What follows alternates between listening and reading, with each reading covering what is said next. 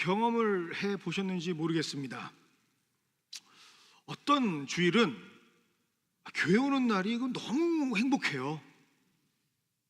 오늘은 아니었나 봅니다. 찬양이 시작되는데 막 눈물이 나고 기도를 하는데 하나님이 느껴져요. 말씀을 듣는데 꼭 하나님께서 내 귓가에 말씀을 하시는 것 같이 들립니다. 그래서 예배가 끝났는데도 집에 가기 싫어요. 성령의 임재를 느끼고 어떤 이유에서인지 모르겠지만 그 예배당에 더 머물고 싶은 그런 주일을 경험하신 분들이 있을 겁니다. 그런데 또 어떤 주일도 있느냐?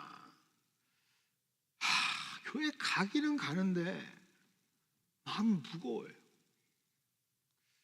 찬양을 하는데 그냥 립싱크 같아요. 설교를 듣는데 자꾸 마음은 다른 곳을 향합니다. 우리가 필살기라고 그러죠. 마음에 안 들어오게 하려고 한 귀로 듣고 한 귀로 흘립니다. 그저 시계만 이렇게 보죠. 왠지 오늘은 몸서리치도록 빨리 집에 가고 싶어요. 자, 혹시 이런 주의를 경험하신 적이 있습니까? 오늘입니까?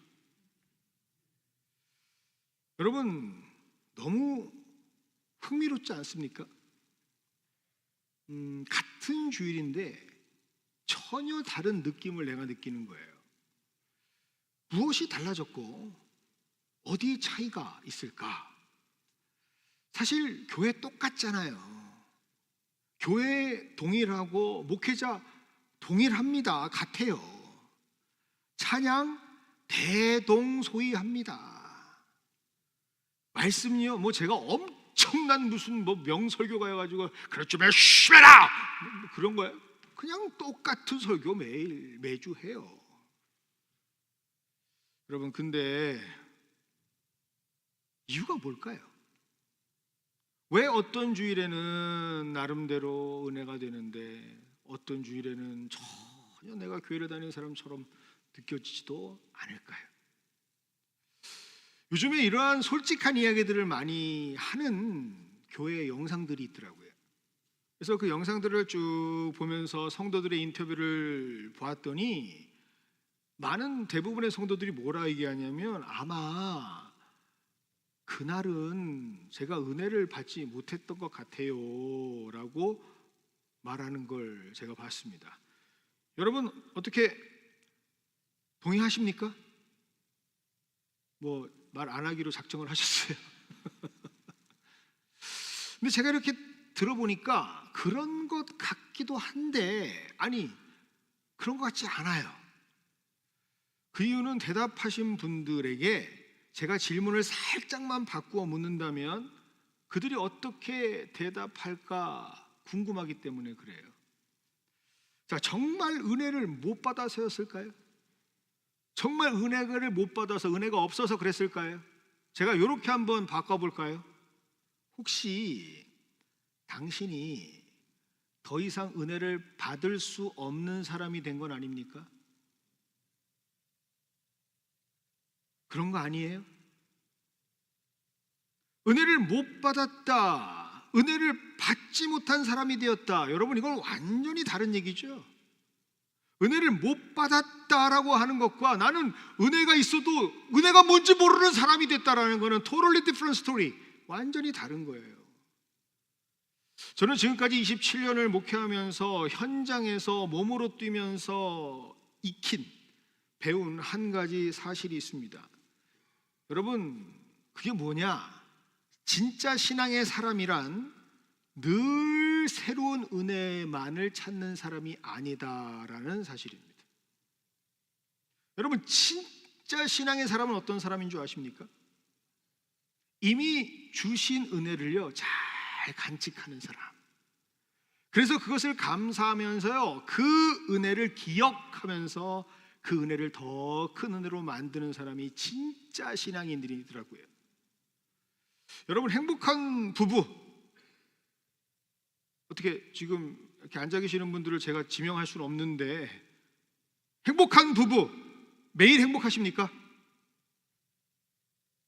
제가 물어봤잖아요. 매일 행복하세요?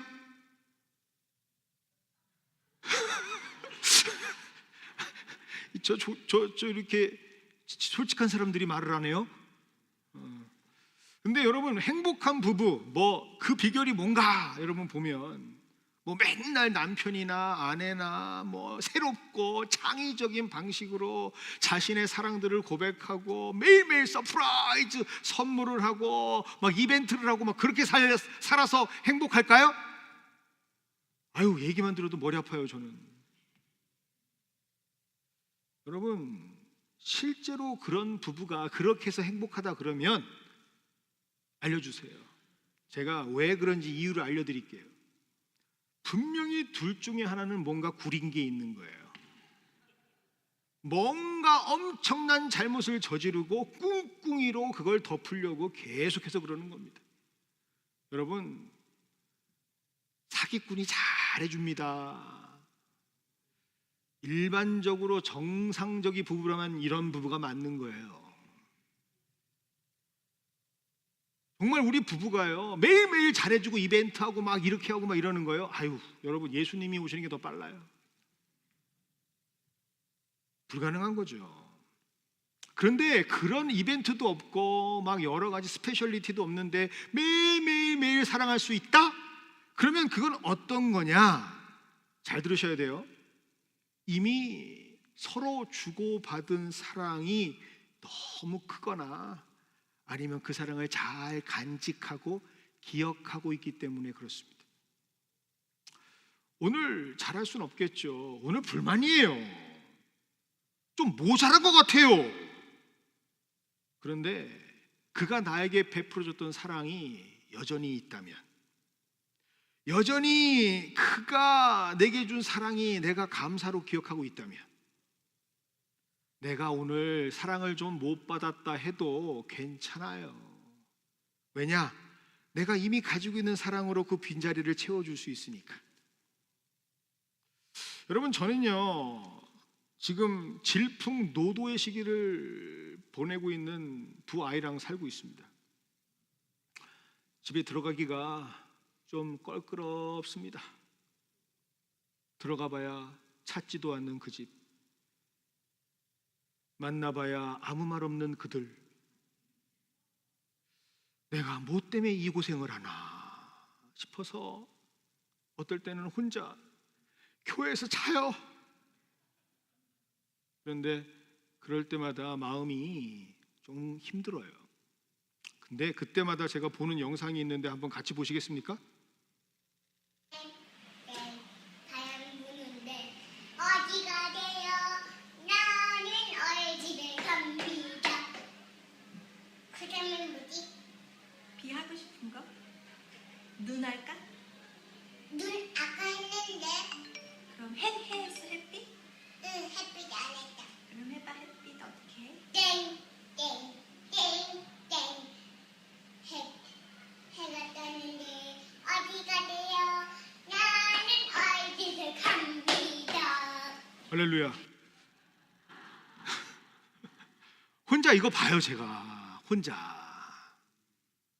그러면서 느끼는 거예요. 그래, 이런 적도 있었지. 그래, 이런 적이 있었어. 그러면 갑자기 그들이 준 사랑이 확 올라와요. 그리고 집에 가잖아요. 그러면 볼만해요. 여러분, 부모를 공경하는 것도 비슷하지 않습니까? 여러분, 뭐 부모님이 매일매일 여러분을 위해서 막 새로운 희생을 하고 막 여러분을 위해서 막 사랑을 베풀어 주고 막 여러분을 위해서 막 이거 먹어라 저거 먹어라 막 이거 사주고 저거 사주고 막 그래야만 여러분 부모님을 공경하십니까? 그렇지 않아요. 부모님이 나에게 베풀어 주신 그 사랑을 내가 기억하고 있다면, 아직 그 사랑의 유통기한이 끝나지 않았다면 아무것도 나한테 해주지 않아도 나는 사랑할 수 있고 공경할 수 있는 거예요. 동의하십니까? 여러분, 이게 바로 신앙이에요. 신앙의 원리도 똑같아요. 오늘 이 시간 하나님께서 우리에게 엄청난 은혜를 베풀어 주실 줄 메시메라. 그러나 그렇지 않을 수도 있어요. 그런데 나는 괜찮아요. 왠 줄 아세요? 이미 주신 사랑을 제가 알고 있으니까 받으셔도 돼요. 하나님일 수 있습니다. 여러분, 진짜 신앙을 지탱하는 힘은요, 꼭 매일매일 받아야 하는 은혜는 아닐 수 있어요. 오늘 내가 기대하는 어떤 예상과 달리 평범하고 평이한, 그냥 슬쩍슬쩍 넘어가는 그런 주일 같은 주일을 만난다 해도 우리에게 여전히 지난주에 주셨던 은혜가 있다면 괜찮아요. 살 수 있어요. 여러분, 지난주에 우리가 어떤 일을 했습니까? 성찬 예배를 드리는데 전 가족이, 우리 교회 최초로 어린아이에서부터 우리 어르신들에 이르기까지 한 가족이 되어서 함께 예배 드릴 때 보는 것만 해도, 함께 있는 것만 해도 은혜 아니었습니까?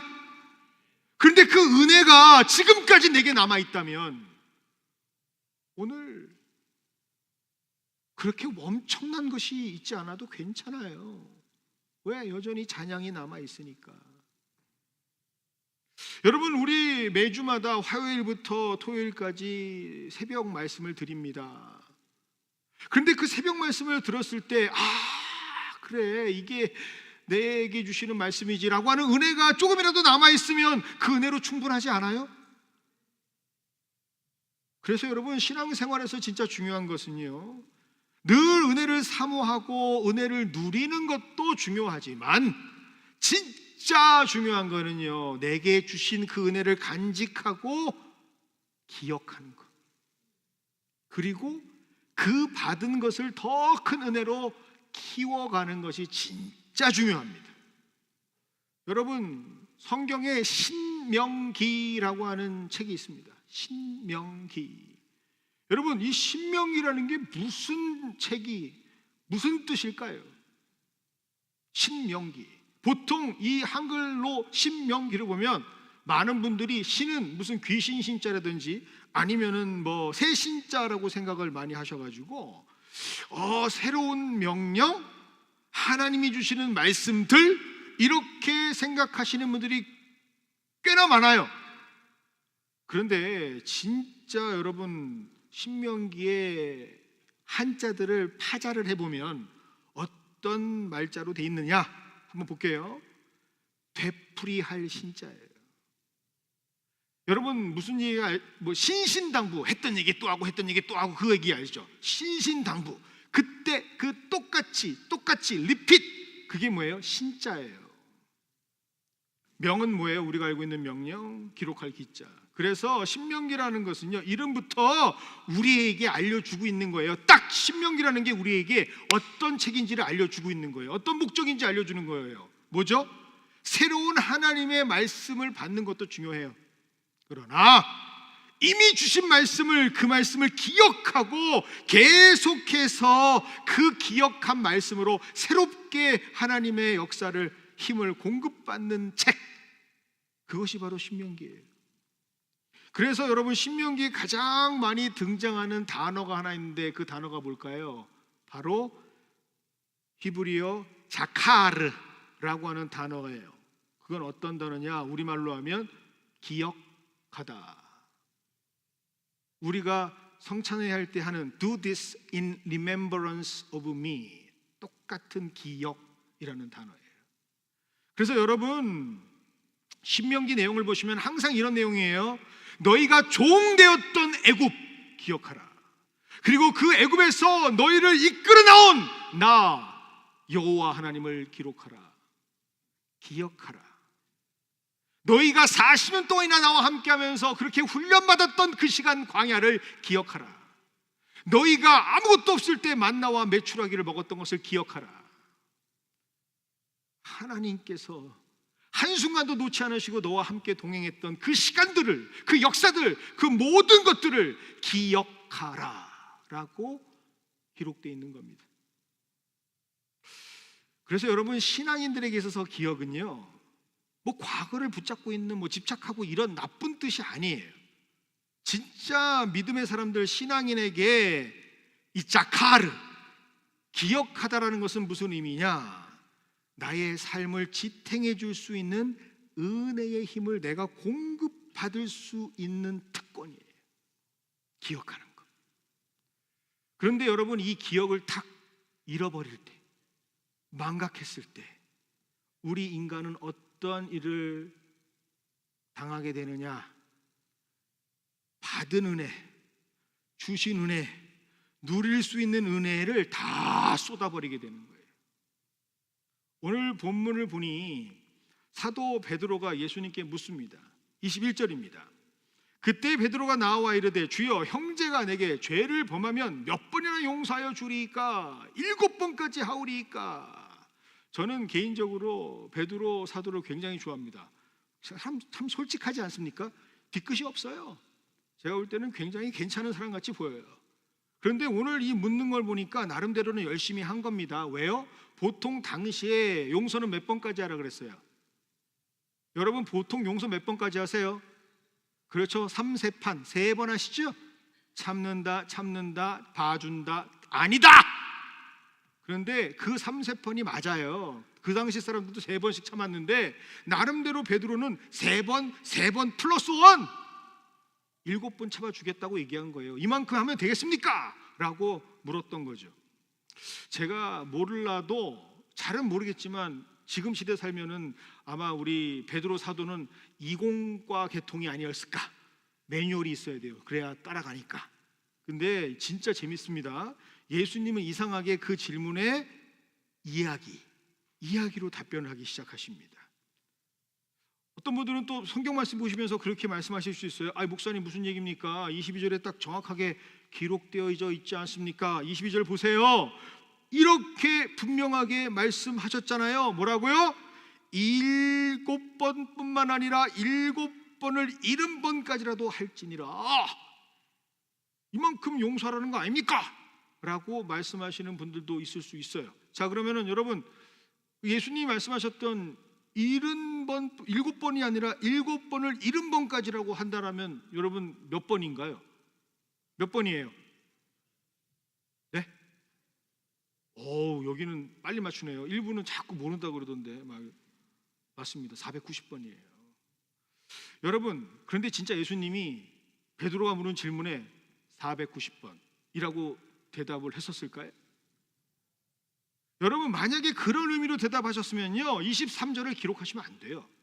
그런데 23절에 뭐라고 기록되어 있죠? 23절 보겠습니다. 그러면서 갑자기 무슨 이야기를 하기 시작하시냐? 천국 이야기를 하기 시작하세요. 갑자기. 아니, 용서에 대해 물었는데, 얼만큼 용서해야 되냐고 물었는데 갑자기 천국 이야기를 하신다는 거예요. 여러분, 이게 무슨 일인가? 잘 들으세요. 여기에는 인텐션, 예수님의 의도가 있어요. 어떤 의도냐? 용서? 네가 용서를 알아? 용서? 그게 사람이 할 수 있는 거라고 생각해? 용서? 절대로 인간이 할 수 있는 게 아니야. 그거 하나님만이 하실 수 있는 거야. 그거 하나님의 질서가 있어야 가능한 거야. 하나님의 능력이 있어야 가능한 거야. 하나님의 속해 있어야 가능한 거야. 너희가 용서를 해? 네가 용서할 수 있다고? 여러분, 이게 바로 오늘 말씀의 핵심이에요. 그래서 천국은 이라고 기록해 놓는 겁니다. 여러분, 베드로는 뭘 물었죠? 얼만큼 해야 됩니까? 살면서 어떤 방식으로 내가 용서해야 됩니까? 삶의 구체적인 실천 방법론을 물었는데 예수님은 이제까지 전혀 경험하지 못하는, 한 번도 가보지 못하는 천국을 예를 들어서 우리에게 말씀하고 있다는 거예요. 이게 이해가 되세요? 그래서 말씀드리는 거예요. 이건 무엇을 의미하느냐? 용서는 너희들이 할 수 있는 게 아니야. 용서는 천국의 주인 되시는 하나님만이 할 수 있는 거야. 네가 용서를 알아? 라고 말씀하시는 거죠. 그래서 설명해 주시는 예화가 어떤 예화예요? 바로 빚진 자 예화입니다. 자, 여러분 오늘 본문에 보니까 1만 달란트 빚진 자가 등장을 하죠. 자, 1만 달란트 어느 정도 규모가 될까요? 요즘 교회마다 자꾸 달란트 시장이라는 걸 해가지고요, 인플레이션이 너무 높아졌어요. 애들이 막 몇천 달란트 가지고 막 다녀요. 달란트. 근데 여러분 진짜 원래 달란트 1달란트가 얼마인 줄 아십니까? 제가 이 1달란트가 얼마인지를 찾아보려고 AI를 6개를 돌려봤어요. 그리고 시세를 미국으로 맞춰봤어요. 근데 얼마인지 한번 알려드릴게요. 미국 기준으로 하루 평균 일당 전 50주주를 평균 냈을 때 200불이거든요. 근데 이 200불을 계산했을 때 1달러는 120만 불이에요. 120만 불. 놀래질 않으셔. 다들 그 정도는 다들 세이빙에 있어요? 120만 불? 1달란트가.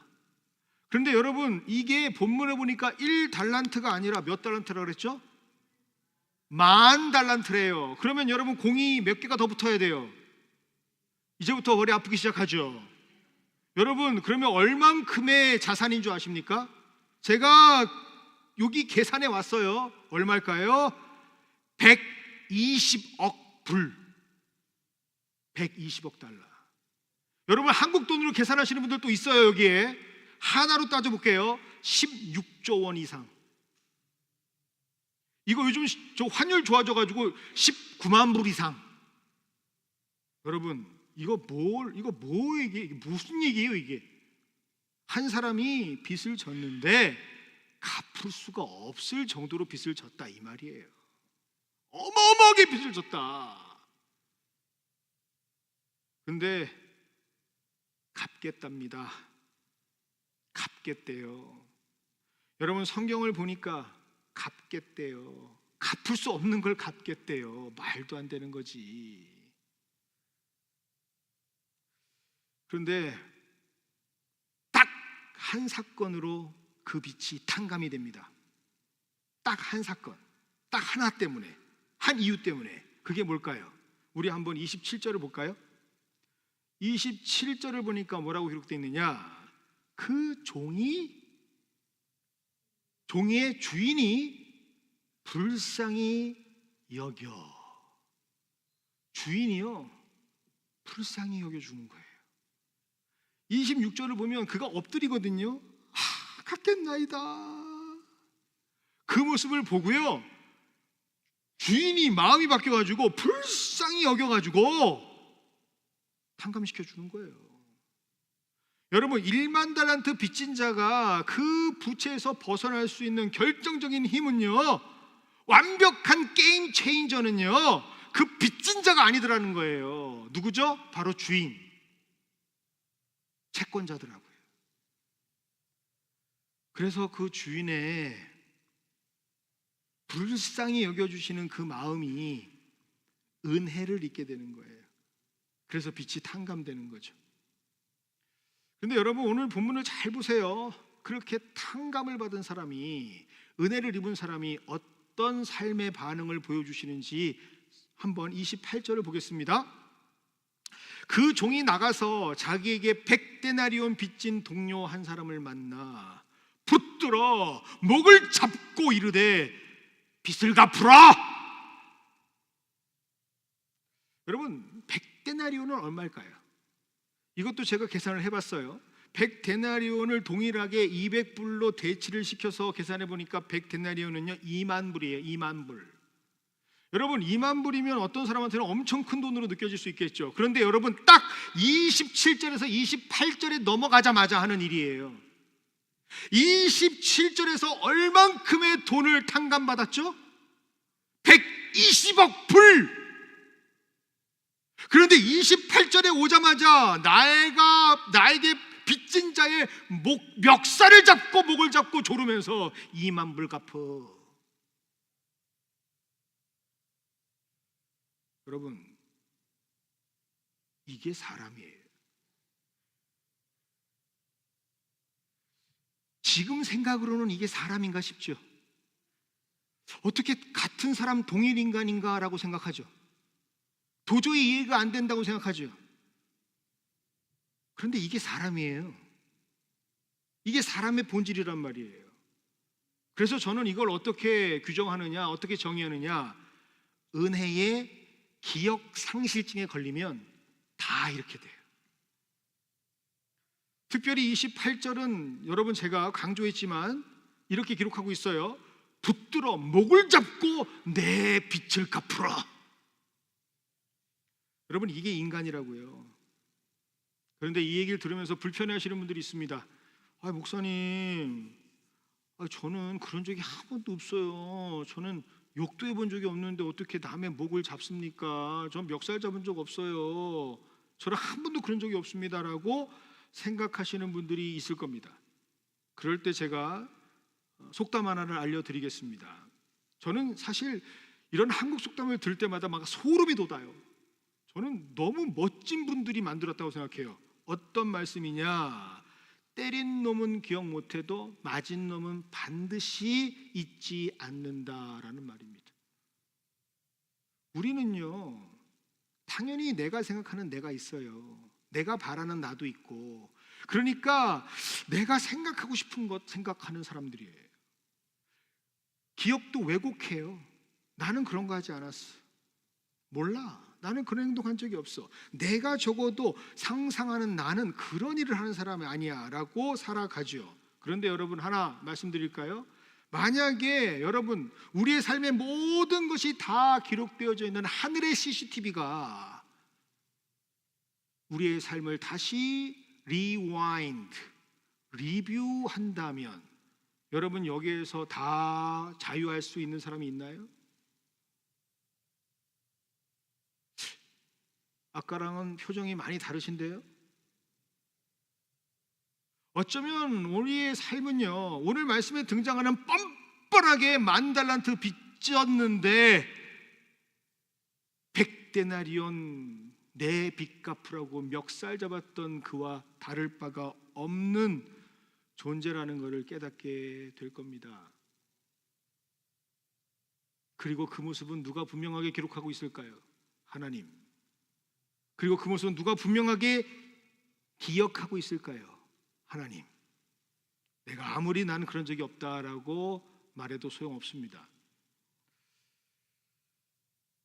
여러분, 이 시간 한번 기억해 보시기를 원합니다.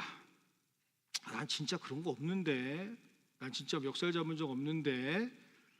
여러분, 멱살을 잡아야만 목을 조르나요? 그렇지 않습니다. 어떨 때는 내가 입술에서 뱉은 그 말 한마디가 누군가의 목을 조를 때가 있습니다. 내가 바라봤던 차가운 시선 그 하나가 누군가는요, 숨 막힐 정도로 질식되는 시간들이 있습니다. 여러분, 내가 누군가에게 나름대로 나를 드러내려고 그 사람의 흉을 본 것을, 지나간 과거를, 오래전의 것을 반복하면서 계속해서 그 말을 하면 그 말을 듣고 있는 상대방은 목이 졸라옵니다. 자기는 전혀 악의가 없었다, 나는 의도하지 않았다 라고 말했던 그 한마디의 뱉음이 누군가에게는 10년째 목을 졸라오는 아픔이 될 수 있다는 사실입니다. 그래서 그런 걸 당한 사람들은 또 어떻게 할까요? 또 그것을 또 하고 있는 사람은, 포기하지 못하는 사람들은 또 어떻게 할까요?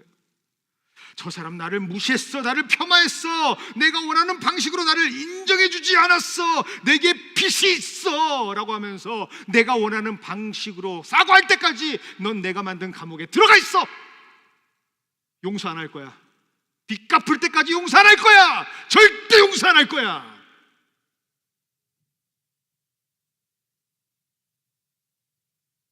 그렇게 살아가지는 않습니까?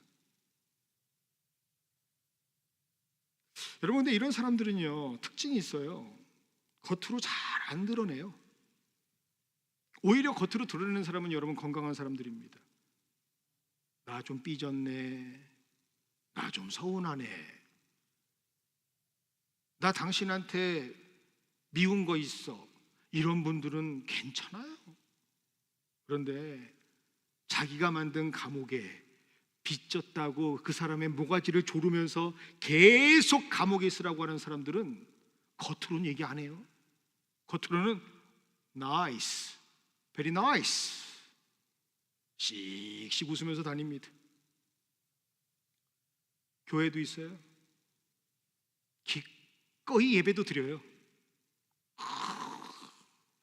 봉사까지 해요. 그런데 속으로는 어때요? 계속 누군가를 목을 조이고 있죠. 계속 뒤에서 누군가의 목을 조이고 있죠. 모여서 함께 목을 조이죠. 내가 인정하는 방법으로 사과할 때까지, 내가 원하는 방법으로 나를 인정할 때까지 나오지 마! 빚을 갚아.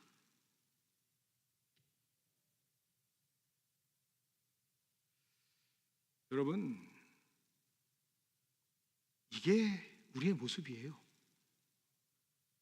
그런데 적어도 진정성 있는 성도가 되려면, 적어도 무늬만 성도가 아니라 내가 진짜 예수 그리스도의 은혜로, 내가 예수님이 나를 구원해 주셨다라고 하는 그 복음으로 내가 복음을 증거하려고 하는 사람, 내가 어떻게든 이 땅에서 하나님의 참된 성도가 되기 원하는 사람이라면 오늘 이 말씀 절대로 그냥 넘어가서는 안 돼요.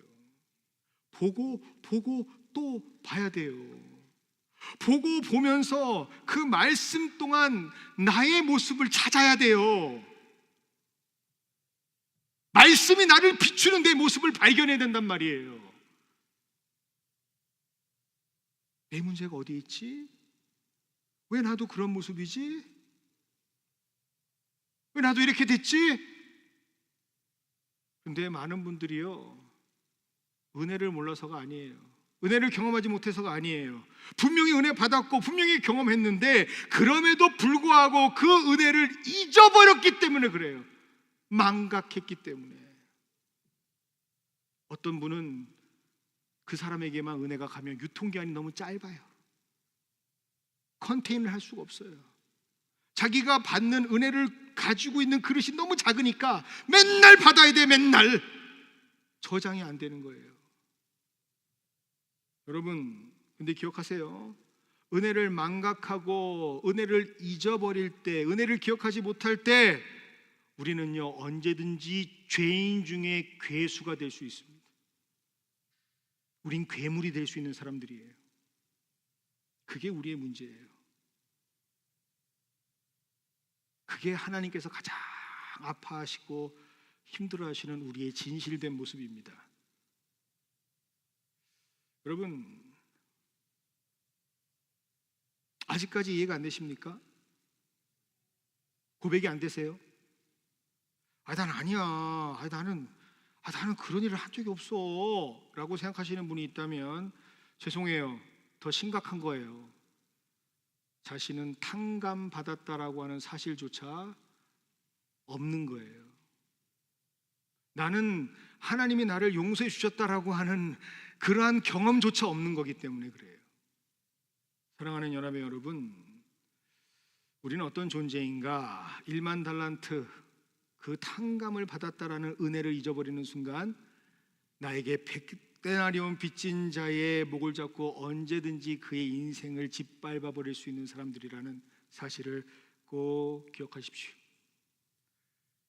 그에게 작은 배려, 불쌍히 여김도 허락하지 않습니다. 그저 감옥에 쳐놓고 다 갚아라. 그때까지는 절대 나올 생각하지 마라. 자신의 권리를 주장하면서 소리칠 수 있는 자들이 바로 우리들입니다. 절대 구제불능의 사람들처럼 보이는 은행의 기억 상실자들, 좀 우울하죠. 근데 여러분, 이런 사람들에게 전혀 구원받을, 회복받을 방법이 없는 걸까요? 아니요. 오늘 말씀에 우리가 회복받을 수 있는 치료받을 수 있는 귀한 말씀이 기록되어 있습니다. 그래서 성경은 뭐라고요? 복음, 좋은 소식이다라고 말하죠. 여러분, 그것이 무엇인지 한번 보겠습니다. 오늘 말씀 35절 말씀 보겠습니다. 너희가 각각 마음으로부터 형제를 용서하지 아니하면 나의 하늘 아버지께서도 너희에게 이와 같이 하시리라. 여러분, 이 말은 무슨 말일까요? 너희가 각각 마음으로부터 형제를 용서하면 된다는 말입니다. 마음으로부터. 그런데 마음으로부터 형제를 용서한다고 하니까 이 마음이 또 어떤 마음인지 좀 정의가 안 쓰는 것 같아요. 많은 분들은 그럼 내 마음 나도 모르는데 어떤 마음이라는 겁니까? 라고 말씀하시는 분들이 있어요. 그런데 여기서 말하는 마음은 어떤 마음을 얘기하느냐? 하나님이 우리를 창조하셨던 그 원래의 마음, 하나님의 형상을 닮은 마음을 얘기하는 겁니다. 그 마음이 우리에게 있어야 우리는 누군가를 용서할 수 있게 되는 하나님의 역사의 사람들이 된다라는 거죠. 여러분, 1990년대 한국 전라도의 김제라는 곳에서 있었던 한 교회의 실제 역사를 함께 나누기를 원합니다. 김제, 여러분, 김제에는요 기역자 교회라는 교회가 있어요. 여러분, 기역자 교회라고 들어보셨습니까? 네, 기역자 교회가 왜 기역자 교회인 줄 아세요? 우리 교회도요, 어떻게 보면 기역자 교회 같은 거예요. 여기만 딱 막으면 기역자 교회예요. 여기 이렇게, 여기 이렇게, 맞죠? 왜냐하면 옛날에는요, 조선시대에는 남녀 7세 부동석, 그래서 여기는 여자 성도들만 앉아있고 여기는 남자 성도들만 앉아있고 중간엔 벽이 있어요. 그래서 목사님이 왔다 갔다 하는 거예요. 이렇게 보면 남자만 싸르륵, 이렇게 보면 여자만 싸르륵 있는 거죠. 무슨 얘기인지 이해되시죠? 그게 우리나라 초기의 교회 모습이었어요. 그래서 기역자 교회인데, 저 기역자 교회를 가시면 어떤 일이 있었는가, 제가 역사 하나 좀 말씀드릴게요. 이 기역자 교회를 세우신 목사님이 있는데, 그 목사님이 어떤 목사님이냐, 바로 다음 슬라이드 넘겨주시겠어요? 네, 미국 장로교 목사님이십니다. 저만 좋아하는 거예요? 우리 미국 장로교예요. 그 미국 장로교, 그것도 우리 버지니아 출신인 걸로 알고 있어요. 루이스 데이트 목사님이에요. 이 목사님 정말 대단한 목사님입니다. 근데 이 목사님 밑에 이름이 뭐라고 돼 있죠? 최익덕. 자기가 이름을 개명했어요. 한국 이름으로. 다음 슬라이드 보시면 어때요? 이 목사님은 그냥 그렇게 목사를 하는 게 아니고, 목회한 게 아니고, 진짜 조선 사람들과 함께 그들의 눈물과 그들의 삶의 애환을 끌어안고 목회하셨던 분입니다. 그런데 그렇게 목회를 하니까 어떤 일이 벌어지는가? 여기저기서 부흥이 일어나기 시작하는 거예요. 그리고 특별히 이 김제에 정말로 가장 큰 공을 세운 분이 나타나기 시작합니다. 그 이름이 뭐냐? 바로 조덕삼이라고 하는 분이에요. 이름 좋죠? 덕이 3개, 덕삼님. 근데 이분이요, 그 김제의 엄청난 부자였어요. 양반에. 그래가지고 이 기역자 교회를 지을 때 땅도 내놓으시고 건물도 모든 것들을 다 제공하신 분이 바로 이 조덕삼이라고 하는 양반입니다. 그런데 이분이 가장 좋아했던 것 중에 하나가 뭔지 아세요? 바로 성경 공부예요. 그러니까 성경 공부니까 매일매일 그 목사님에게, 선교사님에게 가서 성경을 배우는데, 여러분, 양반은 뭐 타고 다녀요? 테슬라? 여러분, 양반은 테슬라를 타잖아요. 그 당시 때 양반은 뭐를 타고 다녀요? 에? 이 양반이 아니었구만요. 여러분, 그 당시 때 남자 양반은 말 타고 다녔어요. 말을 이걸 타고 다니지 무슨 가마예요. 가마는 여자나 타고 다니지. 아니라고요? 제가 그러면 끝나고 415-3444 전화하세요. 말을 타고 다니는데, 그 말을 타고 다니니까 누구랑 같이 다녀야 돼요? 마부랑 같이 다녀야 되는 거예요. 그래서 그 마부가 있는데, 이 마부가 누구냐 한번 보시겠어요? 넘겨주세요. 이자익이라고 하는 마부예요. 근데 이 사람은 사실은 경상도 사람이에요. 그런데 지금 어디 왔어요? 전라도로 와본 게 얼마나 사람이 힘들게 살았었어요. 그게 마부라고 있는 거예요.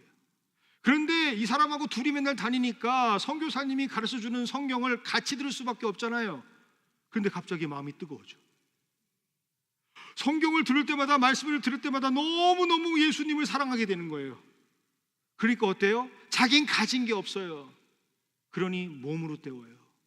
힘든 사람들을 도와주고 교회의 꾸준히 일을 다 하고 자기의 시간을 다 교회를 내어서 봉사를 합니다. 자, 그렇게 교회를 섬기는 사람들이 생기니까 교회가 성장을 하게 되겠죠.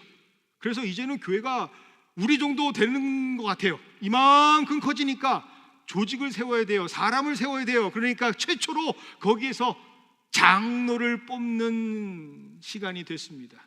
그런데 여러분, 누가 제일 우선순위 되는 장로 후보겠습니까? 여러분 누구라고 생각하십니까? 또 대답하면 안 되나요? 그런데 모든 사람들이 어떻게 생각했냐면 그 마을은 물론 지역까지 모든 김제가 진짜 존경하시는 분이 바로 조덕삼이라고 하는 분이니까, 어른이니까 당연히 되겠지, 당연히 하겠지, 그렇게 모든 걸 희사한 분인데 라고 생각을 했는데요. 이 기역자교회 이름이 뭐예요? 금산교회인데 이 금산교회의 성도들은 전혀 다른 사람들이었어요. 이들은요, 어떤 분을 최초의 장로님으로 세울까 고민하지 않고요, 기도했어요. 자기의 주권을 누구에게 드렸죠? 하나님께 드렸어요. 그래서 계속해서 간절히 맡겨드리는 기도의 시간과 과정을 거쳐서 하나님이 세우는 사람이 누굴까라고 딱 투표를 해서 던졌는데 누가 장로님이 되었을까요?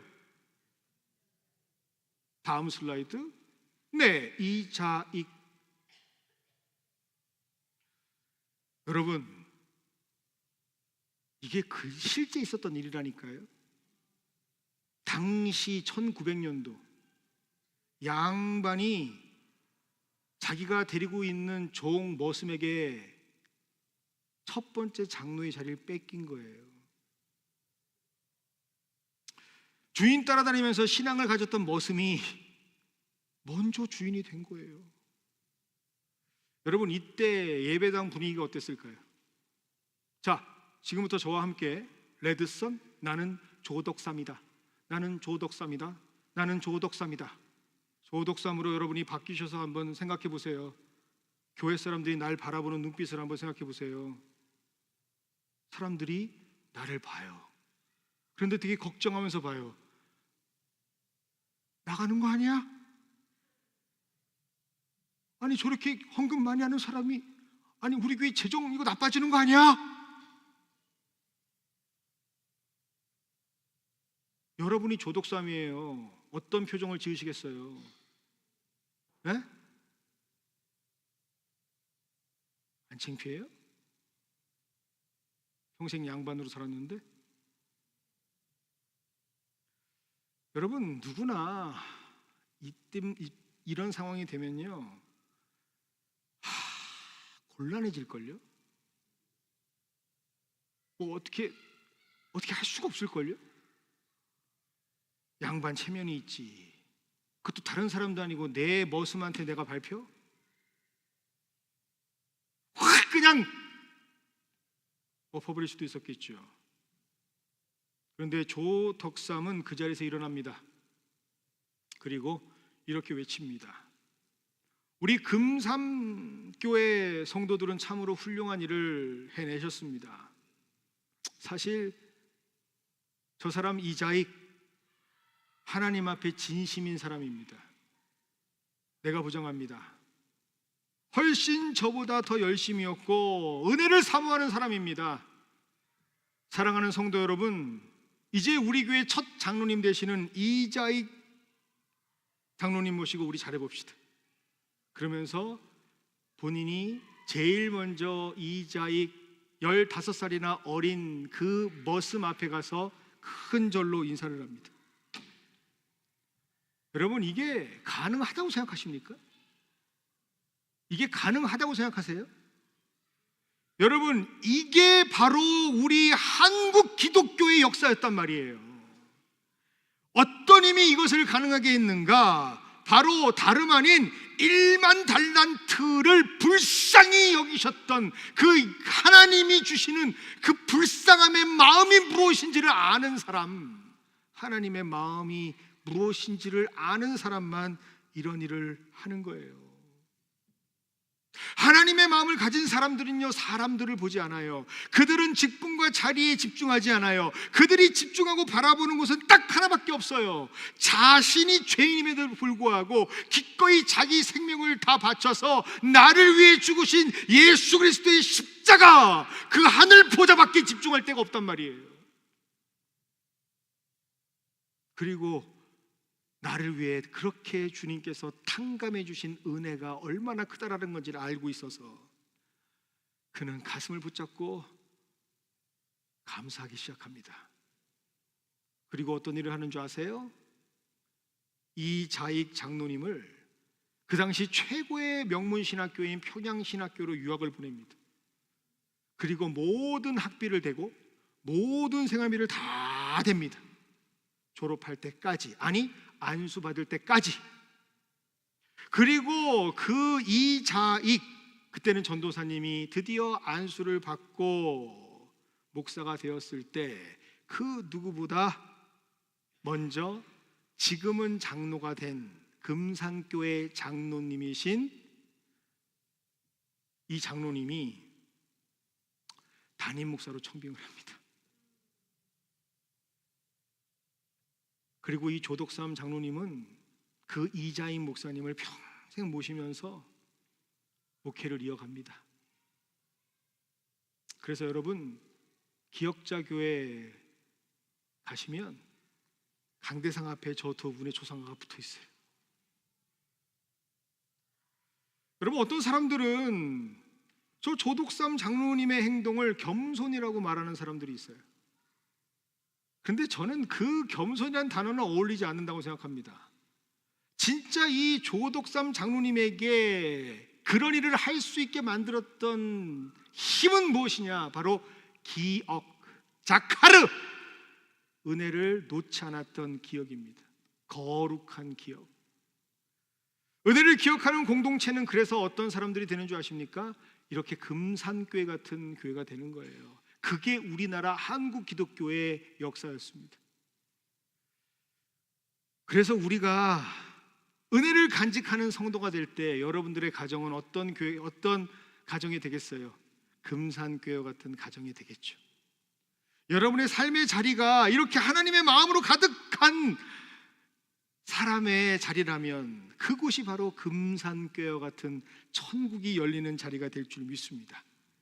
이제 우리 교회도 그 금산교회처럼 은혜를 기억하면서 놀라운 역사를 만드는 축제를 준비하고 있습니다. 바라옵기는 이번에 공천되시는 분들은요, 더도 말고 덜도 말고 딱 이 조덕삼 장로님만 같았으면 좋겠습니다. 은혜를 기억하는 사람,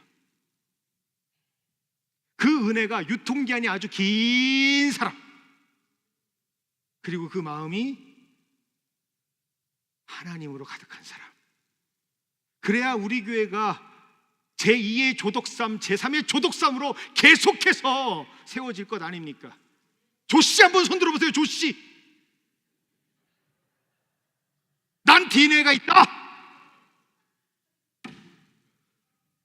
여러분, 바라옵기는 능력 있는 사람 찾기 전에, 말 잘하는 사람 찾기 전에, 뭔가 열심을 보이려고 쇼업하는 사람 찾기 전에, 자신의 업적을 내세우는 사람 찾기 전에 하나님께서 인정하시는 사람을 찾으시길 바랍니다. 그래서 하나님만을 바라보는 사람, 그래서 언제나 그 마음속에는 하나님의 마음을 간직하고 기억하고 있는 그러한 장로님이 우리 교회에 세워지기를 소망합니다. 그래야 교회가 살 수 있어요. 그래야 새로운 역사가 시작될 수 있습니다. 그래야 누군가의 상처를 치유하고 사랑과 용서가 모두에게 흘러가고 하나님이 이끄시는